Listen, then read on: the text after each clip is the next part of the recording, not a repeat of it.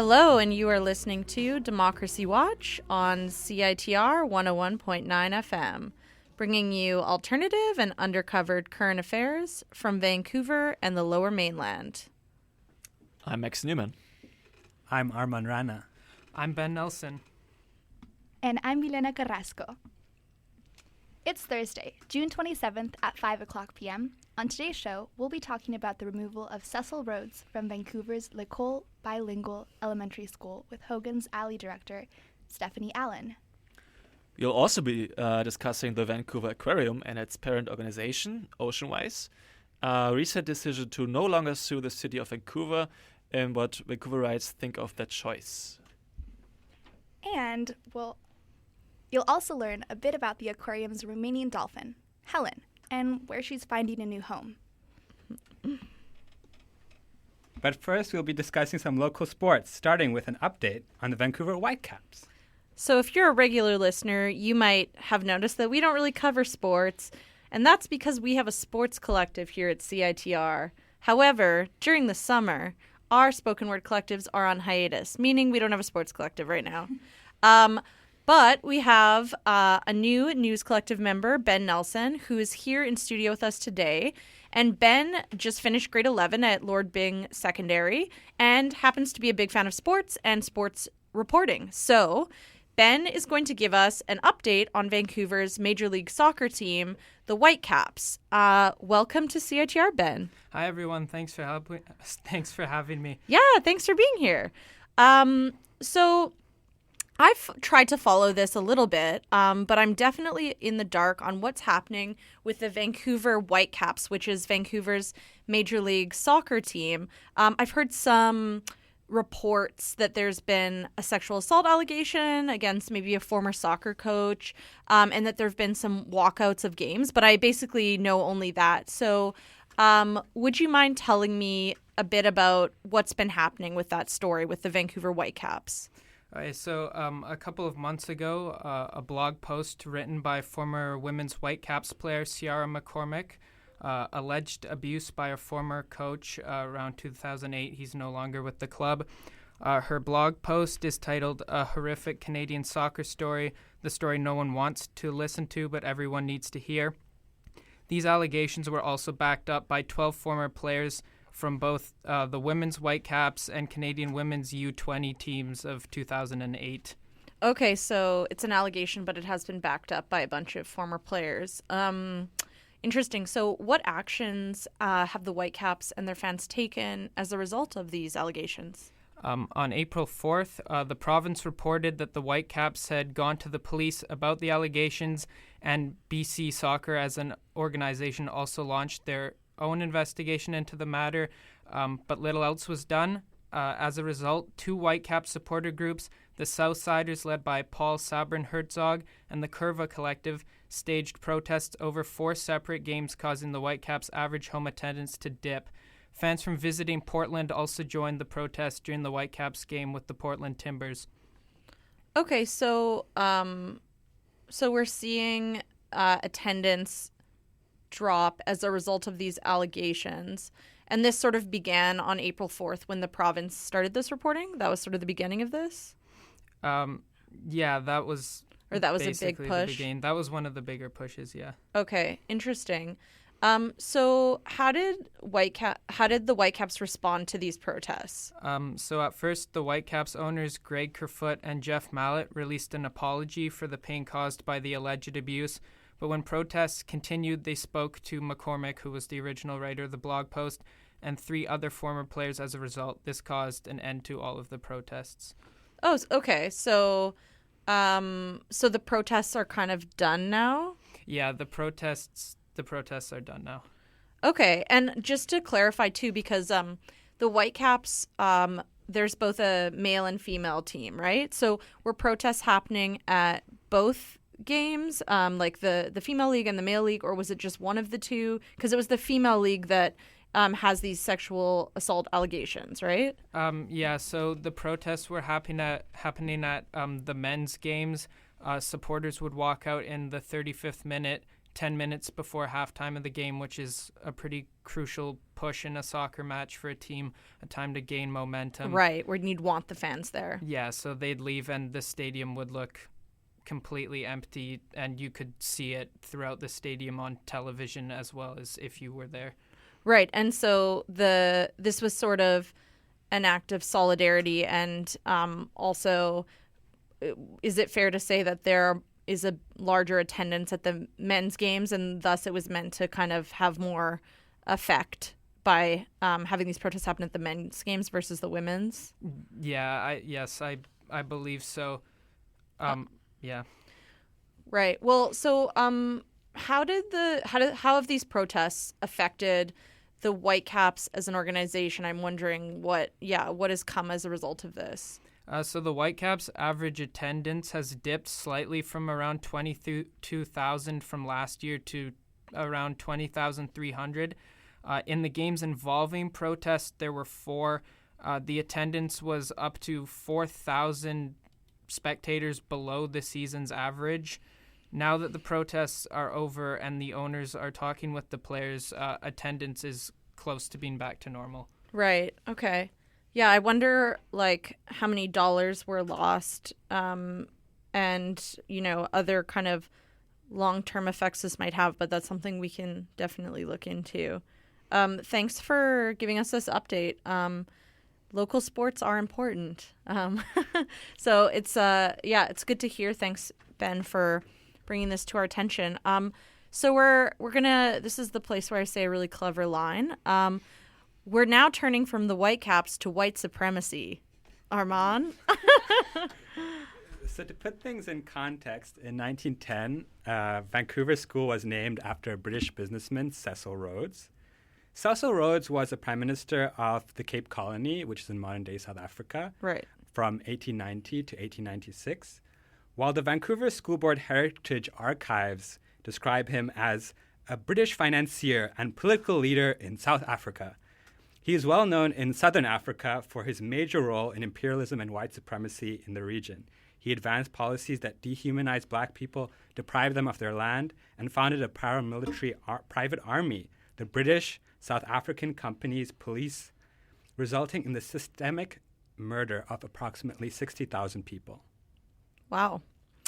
So on June 19th, at a facilities planning meeting, which had a public hearing component, the Vancouver School Board met, and Trustee Jennifer Reddy's motion, which we've previously covered, which was to have the plaque or tiles which commemorate Cecil Rhodes by just saying his name at what is the school that's known today as L'ecole Bilingue. At this meeting, there was heated opposition to the proposed removal of Cecil Rhodes' name from certain alumni of the school, which, again, was previously named Cecil Rhodes. So we're going to take a listen to some of this opposition and then turn to our interview with Stephanie Allen. It's good to see that people have had discussion with regards to the tile, and it is an archival piece, a mosaic that is one of very few in the city of Vancouver and definitely in the board. It is what we could consider an insurable. My concern in hearing that there's been so many discussions is that the Cecil Rhodes alumni have not been invited to those discussions. There was a quote online. I'm sure you're aware that this has kind of unleashed an online storm of debate. And there was a quote the other night that I want to repeat these words. I, for one, am able to remember my great times at the school without having to associate them with the awful history, more than not a nice dude, in my opinion. I know that you and many others won't agree, but can we not please crap all over everybody for having different opinions? I respect yours as I hope you respect mine. I think this is a very good basis to go forward on. Respect each other's opinions. And mutual respect is a very, very important concept. But history, as they say, favors the victor. History gets to be written by the conquerors, by the victors. And the question here is, will you guys designate who the victors are, or will you include all of history? All right. So those were a couple speakers at this public hearing held by the school board or public meeting. You had to register in advance to speak, which is a point of contention we'll get into. But that was on June 19th. And they were discussing, they were speaking against the removal, those two individuals, they were speaking against the removal of the name Cecil Rhodes from L'ecole Bilingue. How do you say that name? L'ecole Bilingue. You're better at it, Armand, than I am. I'm not a French speaker myself, so. Well, so, okay, what do we have next? So, yeah, in the end, do you want to tell us what happened with the vote before we go to our interview with Hogan's Alley director, Stephanie Allen? Yeah, so in the end, this Monday, the Vancouver School Board did vote unanimously to remove the Cecil Rhodes plaque at L'ecole Bilingue. However, this came after a really messy process starting in 2017, starting with the reinstallation of the plaque and now the eventual removal. So I reached out, as you said, to the director of Hogan's Alley, Stephanie Allen, to get her thoughts on it. Okay, cool. And we're going to go to that after just a really quick ad break. So hang in there, guys. We'll be right back with our interview with Stephanie Allen.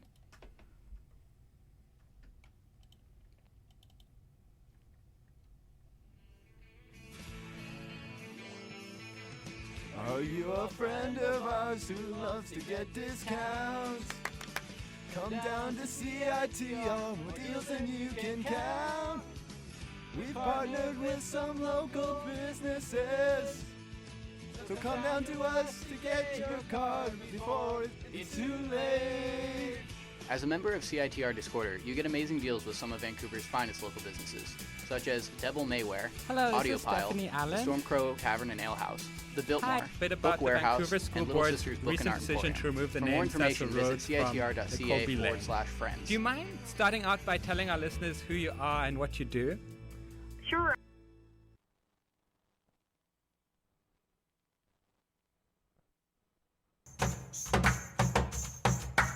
Did you know UBC students get 20% off organic, farm-fresh produce from the UBC farm? Come by the farm and eat local. Really, really local. Supported by British Columbia's Buy BC program.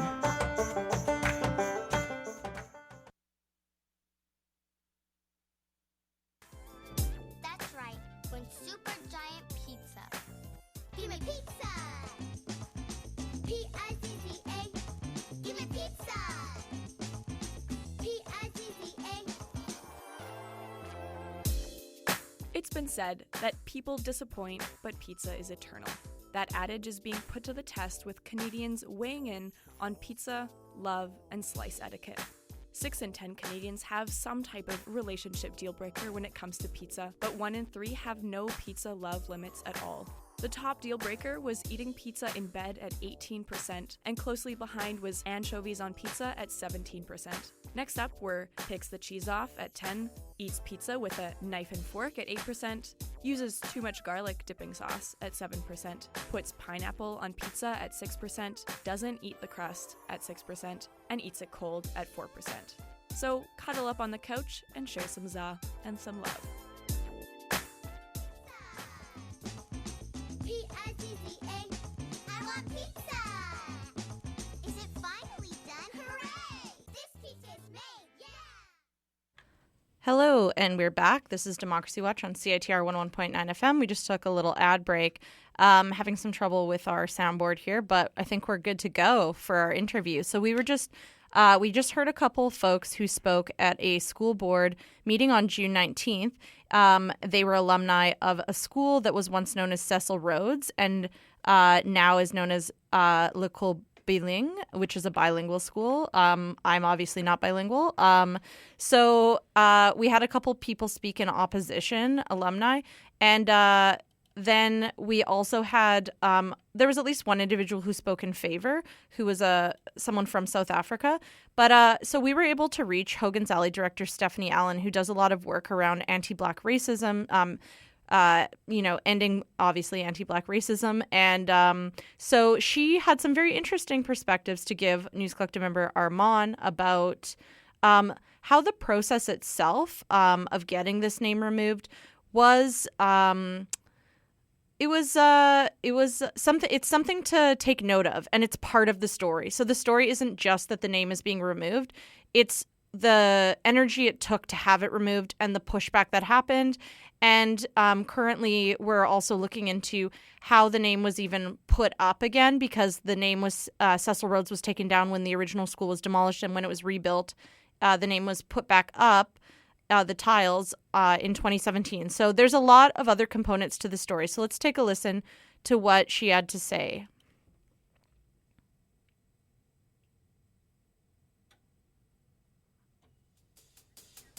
Hi, this is Armand from CITR Radio.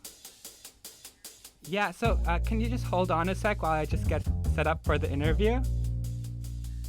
Thanks. So yeah, thanks for taking the time to speak with us today. As you know, I'd like to talk a bit about the Vancouver School Board's recent decision to remove the name Cecil Rhodes from L'ecole Bilingue. Do you mind starting out by telling our listeners who you are and what you do? Sure. My name is Stephanie Allen, and I'm a founding director of the Hogan Society. The Hogan Society is a not-for-profit organization that is founded to advance the social, cultural, economic well-being of people of African descent here in Vancouver. Awesome. So let's jump into the recent debate over the removal of the name Cecil Rhodes from the Vancouver school. You tweeted, and I quote, that systemic anti-black racism persists in government institutions in 2019 in Canada.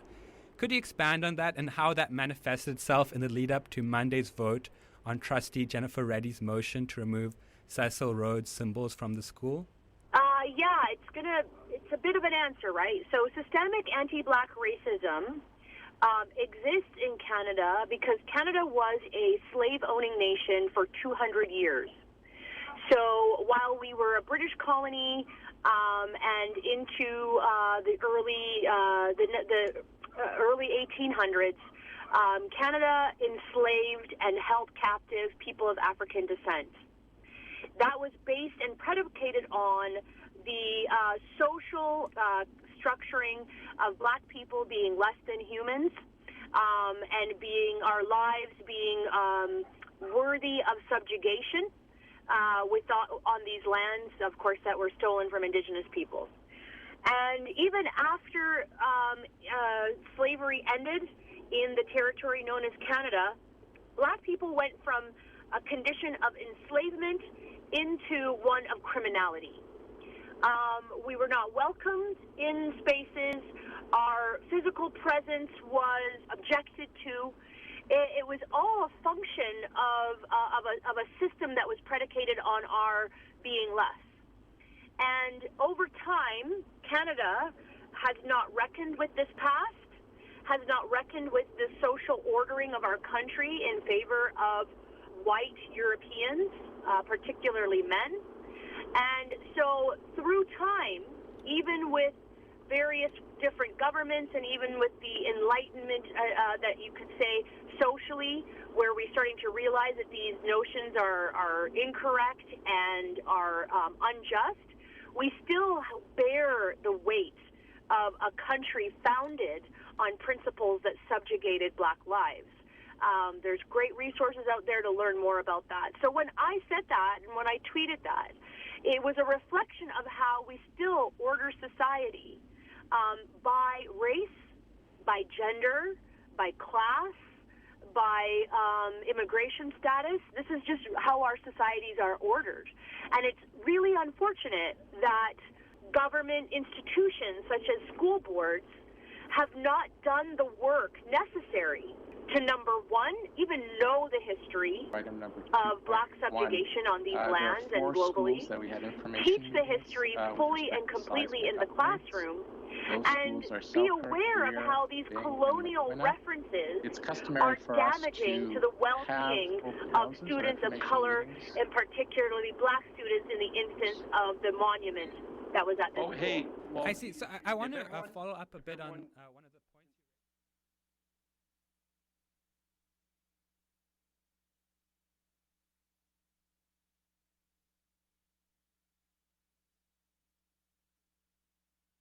Hi, I'm Haley Blay, and you're listening to CITR 101.9 FM.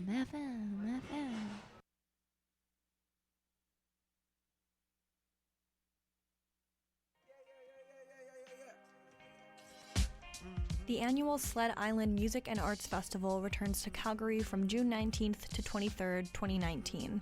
Discover over 250 bands, comedy, film, and art in more than 30 venues across the city. This year's festival features guest curator Julian Baker, acclaimed indie pop artist Japanese Breakfast, the incomparable hip-hop stylings of Rap City, experimental noise rapper JPEG Mafia, subversive hip-hop artist Leaf, raspy indie folk favorites Hop Along, anthemic grunge rockers Bully, and over 180 more artists still to be announced. To see the current lineup and to get your festival pass, visit sledisland.com.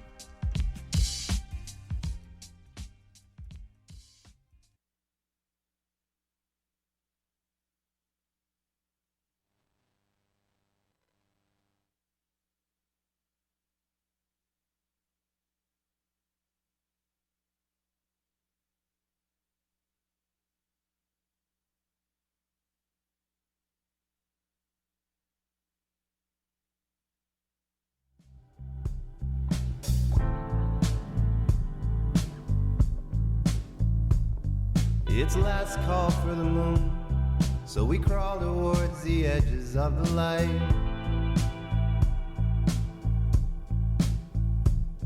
To stand in your apartment, wait to fill our glasses at the sink. You run the water for a minute over you, fingers pointing downwards at the drain. And in that minute, I'm afraid that you might disappear like shadows in light rays. I think this radio is broken, can't find a signal sound. Forgot the letters to the password.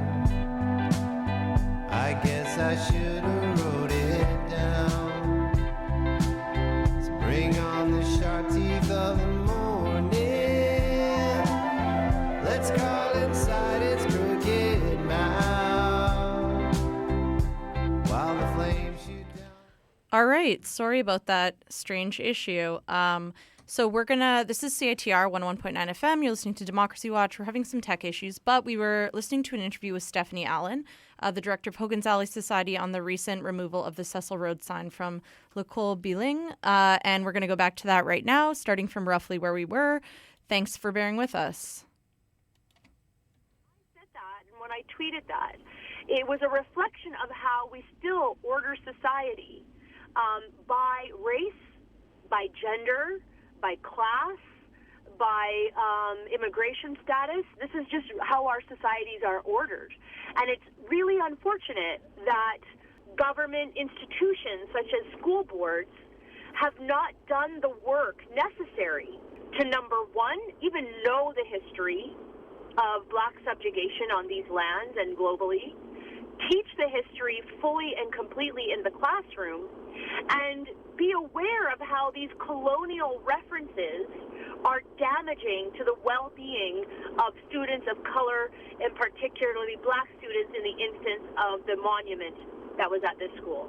I see. So I want to follow up a bit on one of the points you raised, the lack of historical knowledge of Cecil Rhodes and colonialism in general in Vancouver played an important role in the board's initial response. One of the arguments that was made by Trustee Alan Wong and to a less extent Trustee Lois Chan-Pedley was that by removing the plaque, we are attempting to erase history, and that could prevent us from learning about our past.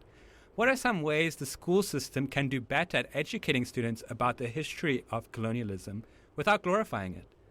Thank you. I mean, I think what you said is accurate, right? There's a stark difference between teaching history.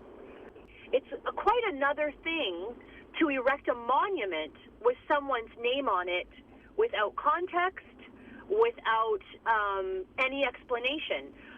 Putting my name on a building in Vancouver is a celebration of me. Let's not confuse what we're doing. If you see the Stephanie Allen building at the corner of 12th and Kingsway, you're going to think Stephanie Allen's an important person. We need to know who that is. What did she do that bestowed upon her this honor? And so when Trustee Wong and others made that argument, it is a common argument made by supporters or people who are wanting to uphold the existing systemic problems around white supremacy and black exclusion. They make those arguments as a way to smokescreen. Now, there's an important working definition of racism in Canada that was coined by scholars a little while ago. And it's important to distinguish the Canadian version of anti-black racism versus the American, where there was legislation that was quite glaring, segregation, Jim Crow. Canadian anti-black racism, by and large, had a few legislative attempts but failed. For example, in 1911, the Wilfrid Laurier cabinet passed an order in council to ban the immigration of black people to Canada. It was overturned, but those kinds of behaviors remained in place in the immigration policies of Canada up until the 50s, where black people were not welcome or dissuaded from coming to Canada. So it's an example of how the systems, these things that are baked in, are masked by not having the overt legislation or the overt name-calling and explicit racial epithets, but are baked into the way we conduct business. So the way that those trustees were talking about honoring history, they seem to forget that places like Germany have figured out how to teach about the Holocaust without having any Adolf Hitler monuments. Germany has put tons of measures in place to recognize the history, to make sure they never repeat it, and to tell the truth about it. Canada has not gotten there with our colonial past. I see. And how does this situation tie in with the work you're doing for the Hogan's Alley Society, if at all? Hogan's Alley Society is a newer group, but we have been people who have a collective experience of individual exclusion and isolation. We see our communities continue to suffer here in Vancouver. Our numbers are small, and so we're very interested, and it's part of our mission to work towards alleviating the systemic problems that continue to plague people of African descent here. And we're talking about across the spectrum, the city of Vancouver, parks, school board, all of these layers and levels of government where we have not been considered, our lives have not mattered. Even the Vancouver Police Department, we recently had a meeting with them to discuss how we can work together to support the residents at Nora Hendricks Place, the supportive housing project that we are partnered in with PHS Community Services Society. These are vital issues, and BC and Vancouver has not recognized or even tried to acknowledge the impacts that people of African descent face. So our organization is working towards that among a number of things, and it's why I'm particularly interested in making sure that through my social media or opportunities to engage, that I'm trying to educate and bring awareness to some of these things that most Canadians do not know. So coming back to the plaque, one of the questions that was raised by yourself and others was, who made the decision in 2017 to install the plaque of Cecil Rhodes? Was there some debate?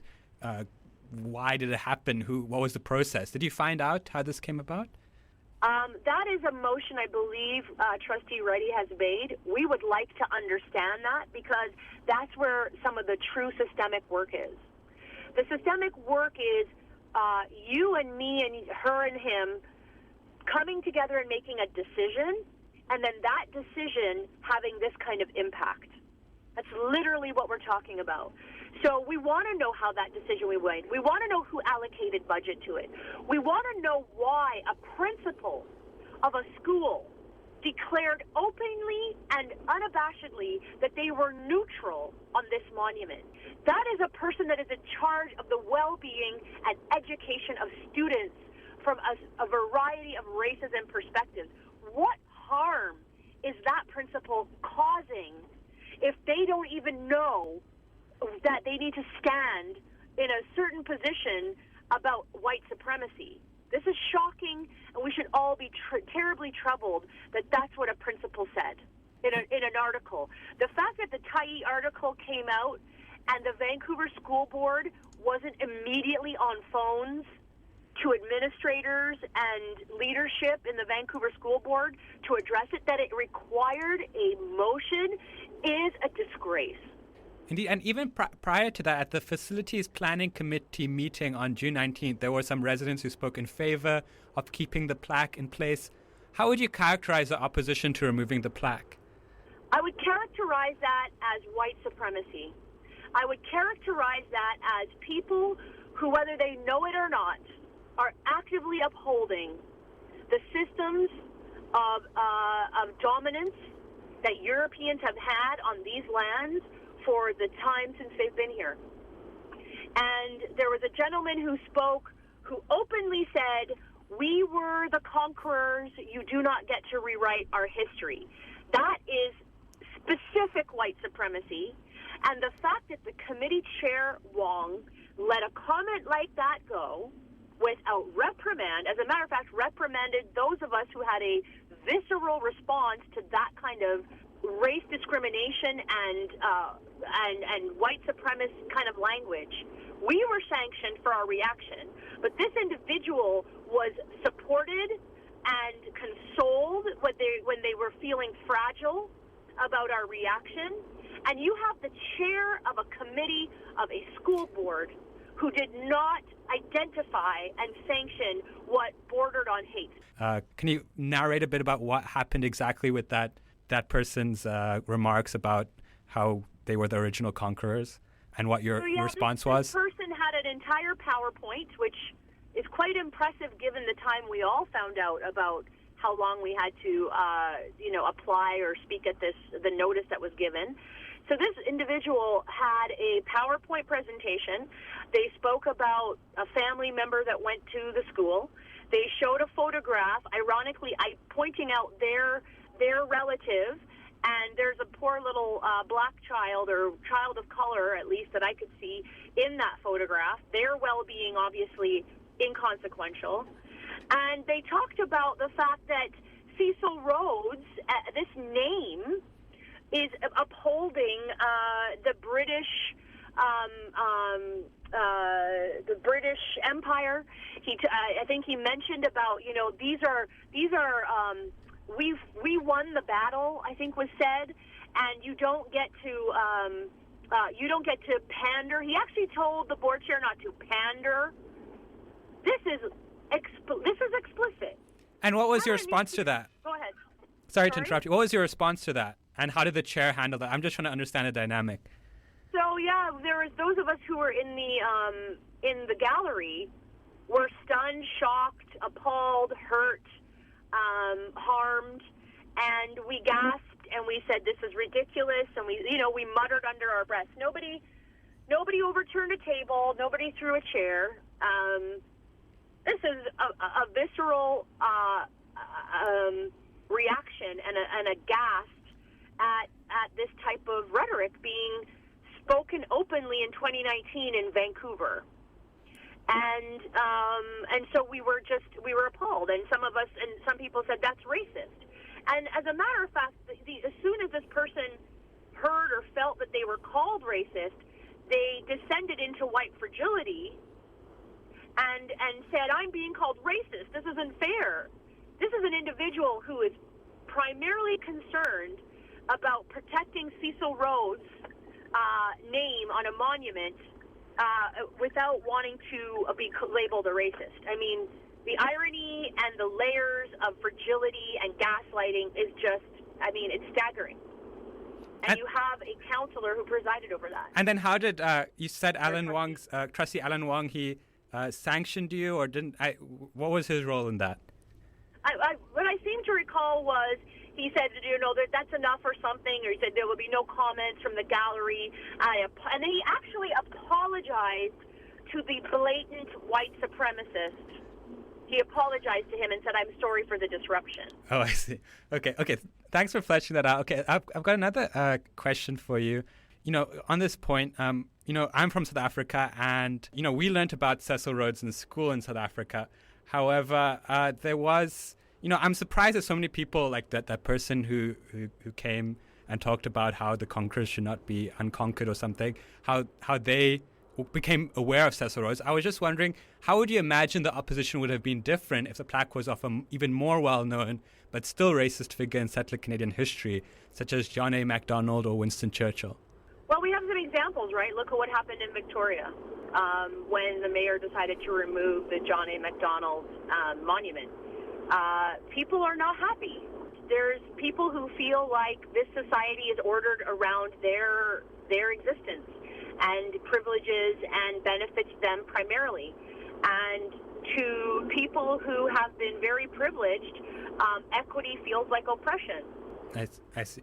And finally, after Reddy's motion passed on Monday, you tweeted that we still have a lot of work to do, and I quote, "to center the voices of Black community members in these moments, not administrators or politicians." Can you elaborate on what you meant by that? I think what happens in these cases is that the story becomes the motion. The story becomes that the council made a decision that was finally good or whatever. The story becomes centered around people that already have quite a lot of a platform and spotlight.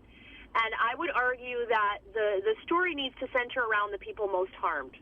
We actually have to hear from and learn from the people who've been, shouting these things from the rooftop for decades, versus this one motion, this one trustee board. It has to be, I think, much more substantial than that, and I think that's what I was trying to say, because the news media won't necessarily call us. You reached out to me, which is fantastic, but you'd find that, they would not always do that. Many do, and we're grateful for that, but many do not. Many focus in on the administration or the political context. And that's how we continue as media to uphold and reinforce the exclusion. Like, that's whose voice should be centered in this moment. When someone is harmed or when someone is the most impacted, that's whose voice should be centered. All right. Thanks so much, Stephanie, for taking the time to speak with us today. My pleasure. I appreciate the call. Yeah. All right. And also, this is now South Africa. I just want to thank you for the work you're doing. And we're back. You're listening to Democracy Watch on CITR 101.9 FM. Thank you for listening. Thank you for tuning in. You just heard an interview News Collective member Armand Rana did with Stephanie Allen of the Hogan Sally Society over the removal of the name Cecil Rhodes from L'ecole Bilingue. Really good. Can't you, Milena? You should say it. I can't. You can't? Okay, well, none of us speak French. Anyway, so sorry for the technical disruption with that interview. I think we're going to put it up on Seeking Office after, so if you want to catch the full thing uninterrupted, you can find it on our podcast there, Seeking Office. All right, we're going to switch gears. We switched from whitecaps to white supremacy, and now to dolphins. Yeah. We have no clever transition there. So we're going to talk about, I'm just going to set the scene here. So as most of our listeners probably know, the Vancouver Aquarium is no longer suing the Vancouver Park Board. Cool. Yeah. Yay. So so that happened. So the way that happened is that the Vancouver Aquarium reached a new lease agreement with the Park Board. And so with this new lease agreement, the aquarium will continue to remain in Stanley Park for the next 35 years. So it's a long lease. In the new lease agreement, the organization will keep paying, and the organization that oversees or is the parent company to the Vancouver Aquarium is called Oceanwise. They're going to keep paying their annual licensing fee.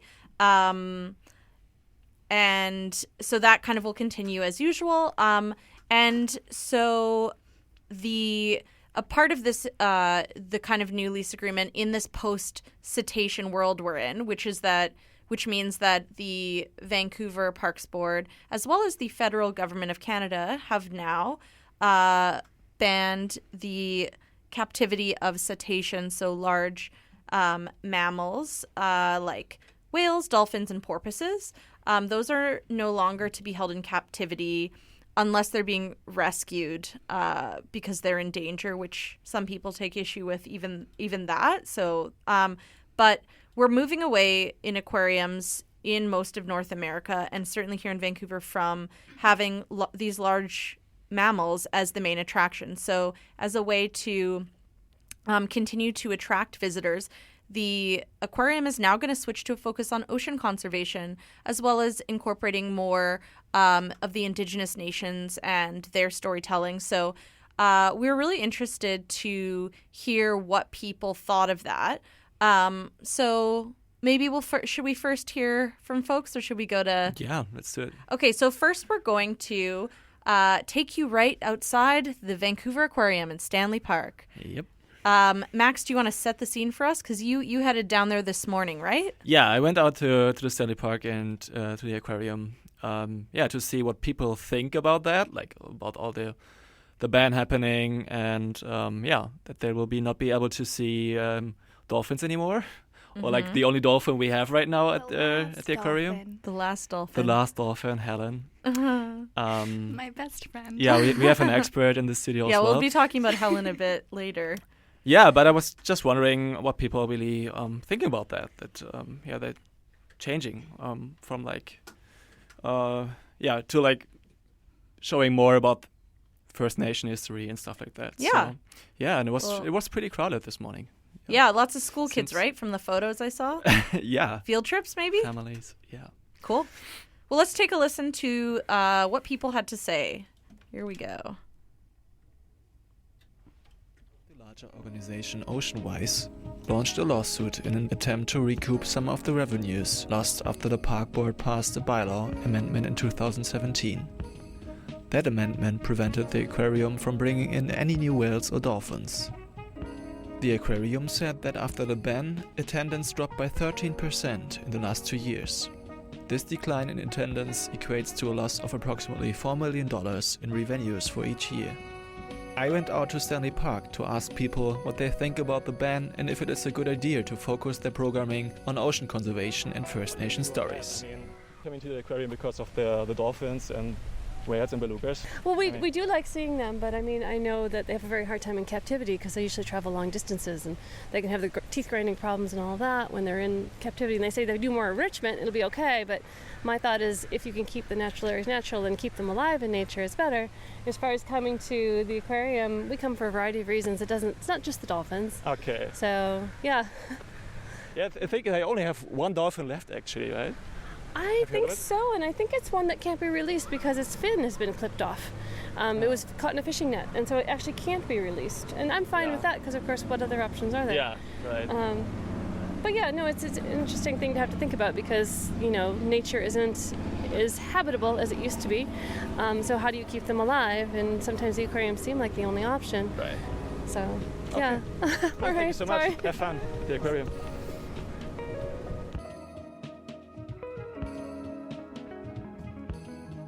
I was just wondering, what are your thoughts on that? Like, are you coming for the dolphins, or like, are you fine with that, or your kids? I think so. Never mind. Sorry. Never mind. Sorry. Yeah, we don't really know. Yeah. We don't. We live in Toronto for 70 years, and we have like aquarium in Toronto too. Yeah. But I heard this is the biggest one in Canada. So we come here first to see it. Okay. Yeah. So you just arrived in Vancouver? We just got here yesterday. Okay. Yeah, okay. Enjoy yourself. Have fun at the aquarium. Thank you. Thank you. Bye-bye.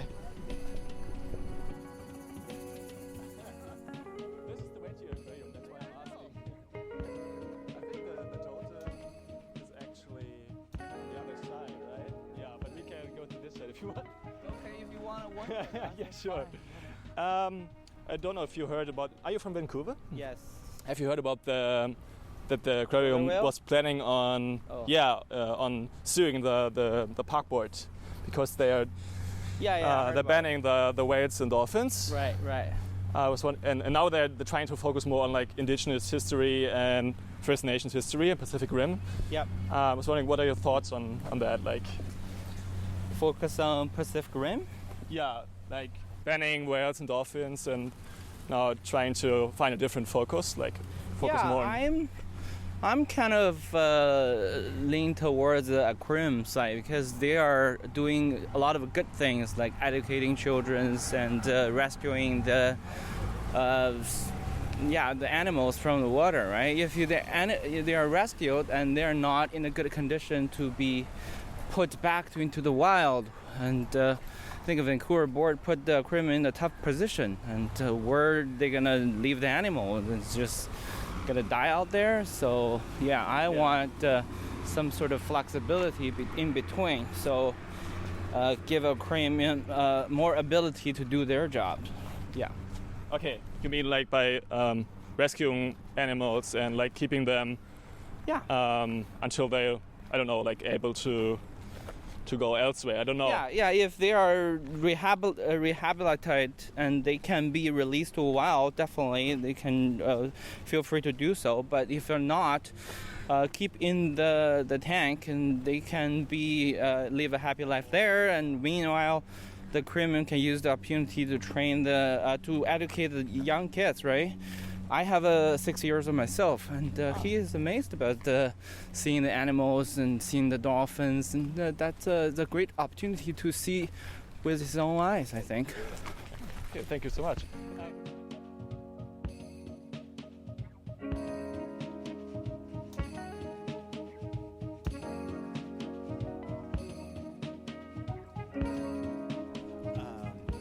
In my mind, I think that dolphins and whales are like amazing ocean animals who should not be confined to small tanks. You know, I feel like if we do have dolphins and whales on exhibit in an aquarium, that maybe it's like just for a short amount of time. You know, like individual animals, if we take them, maybe we have them for a day or two and then we set them free again.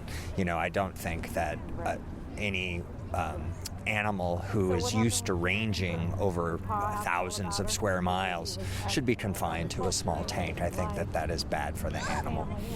Yeah. Do you know how the situation is in the States? Because you're from the States, or you're from San Francisco. Well, I know that a lot of the like marine land and marine world, there's a lot of attractions in the United States are starting to get rid of their whale and dolphin exhibits, and that they're when I was young, you could go to like an amusement park and you could see animals like doing shows, like they would have animal shows, and like orcas, for example. Right. Or you could, like, people were riding on orcas, or people were riding on dolphins, or they would have dolphins like jumping through hoops, or an orca come out of the water onto the land, and people are like interacting with these animals, and it just, I don't know, to me that's just not honoring their existence as these amazing creatures that really need to live in the ocean. They really should not be like doing a show, or living in a small confined space. So yeah, I'm okay with them not having ocean animals like whales and dolphins. I think it's okay to have like maybe small fish, or like other kinds of creatures in their tanks, but large animals like sharks or whales or dolphins, it doesn't seem right. Yeah. Thank you so much. Yeah. Oceanwise announced it has renewed its lease with the park board, which will allow the aquarium facility to stay in Stanley Park for another 35 years. The new CEO of Oceanwise, Lasse Gustafsson, said one of his first decisions was to transfer Helen, the aquarium's Pacific white-sided dolphin, to a new facility. Music by local band Skill Milk. You should check them out on Bandcamp.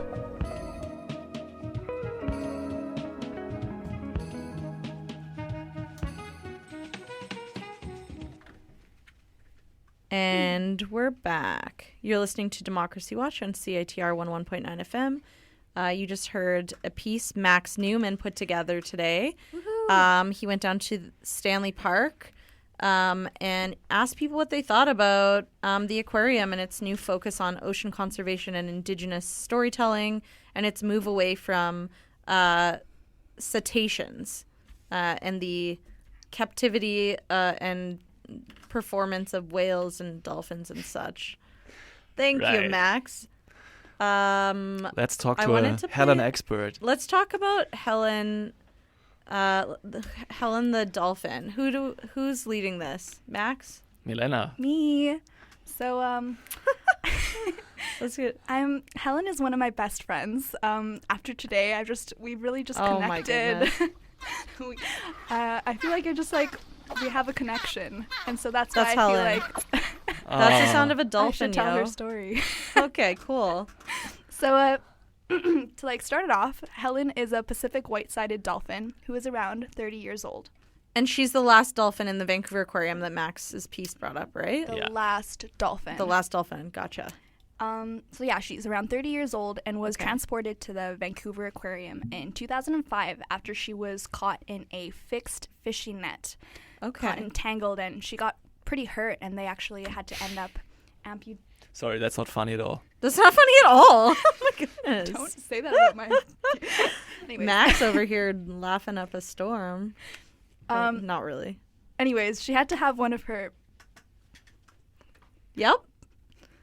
Pectoral fins amputated. Oh. And yeah, no, it was really sad. And so the government and the Vancouver Aquarium decided that she wasn't fit for the wild. Mm-hmm. So they took her in 2005.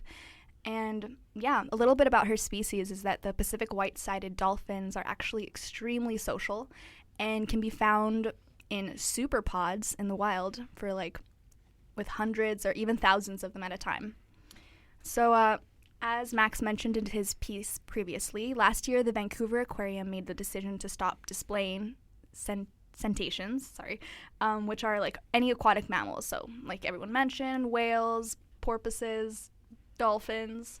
And so this decision came shortly after five of these cetaceans died in the past year and a half around 2000. Cetaceans, right? Gosh, I can't say that. Whatever. Well, those today's the day where we don't pronounce things right. Yeah. And yeah, last November in 2018, Helen's last companion, Chester, who is, from what I hear, a fake killer whale. A false killer whale. Yeah. Ben, our other expert in the studio here, passed last November, and he was he was one of Helen's last companions and friends. And as I mentioned previously, they're really social animals, so this really made people worried about Helen because she's really alone. Well, what's going to happen to Helen now? So now, after the decision today, Helen is going to be transported to Spain, Valencia to be exact, to an aquarium called Oceanographic, which is coincidentally also owned by the Vancouver Aquarium, from what I heard. But we can do some more investigating on that later. Yeah. But yeah, that's where Helen's going. Okay. You said the decision today? Yes. Well, pretty much the Vancouver Aquarium dropped their lawsuit or counter lawsuit against them. Right. Okay. Yeah, so yesterday, I guess. Oh, yesterday. It was on Tuesday, It was on Tuesday. Oh, okay. Just to be precise. Yes. No, that's fine. Right. That decision was made on Tuesday. Yes, and I believe that it was approved by the Federal Board of Oceans and Fisheries. Oh, okay. They had to approve it. Yes. Great. The decision to move Helen from the Vancouver Aquarium in Vancouver. Oh, I see that decision. Yeah. To Spain. I see. Okay. Interesting. Well, yeah, and I'm just curious, do you know how they move a whale? I I don't know. I tried That's talking. quite a distance. Yeah, it like is. a long, like the most distance. I know. You could go. We were like, this is totally, I'm not an expert, so don't quote me on this. But yes, it was maybe like a boat, we were thinking, because you can't like. Right, you were speaking with your father, who's a marine biologist. Yes, I was. Yes. And he thought perhaps a boat. Yeah, I guess they could put her in a tank. Inside of a boat. Cool life. Yeah. Sounds like a good life.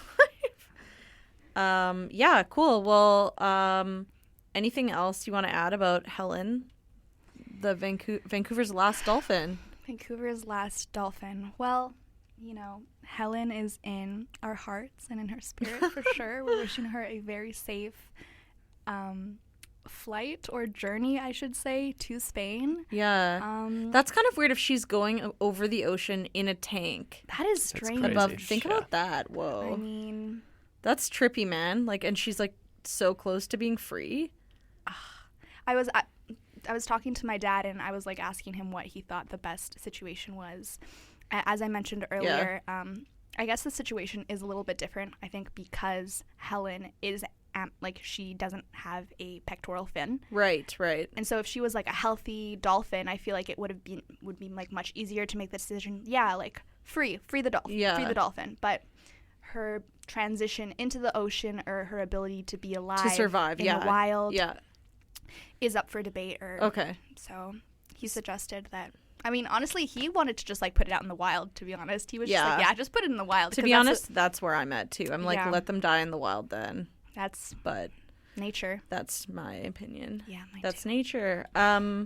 Okay, well, we are almost at 6:00, and up next we have the Spencer Latu show. So we're gonna have to let our dear listeners go. Also, though, before we go, it is Max Newman's last day with the News Collective. If you've enjoyed his German accent and his German stoicism, then you'll be sad because he's going away. Max, you are amazing. Maybe I'm coming back. I don't know. Oh, yeah. You're gonna come back because obviously, why wouldn't you come back? Yeah. Well, we all love you and miss you, and we're gonna bid you adieu. Thank you so much. And wish you. My favorite song. Oh, this is the song. I walk into the office and he's listening to this, and I'm like, turn it down. Oh no, but and he's since 3 months. Yeah, it's been a long time. Well, one last time. This one's for you, Max. Thank you so much, Alex. I miss you. Folkloric. All right. Okay. Thanks for listening to Democracy Watch on CITR 101.9 FM. I'm going to transition to our new auto DJ player, which has gone well for me today. Up next is the Spencer Latu Show.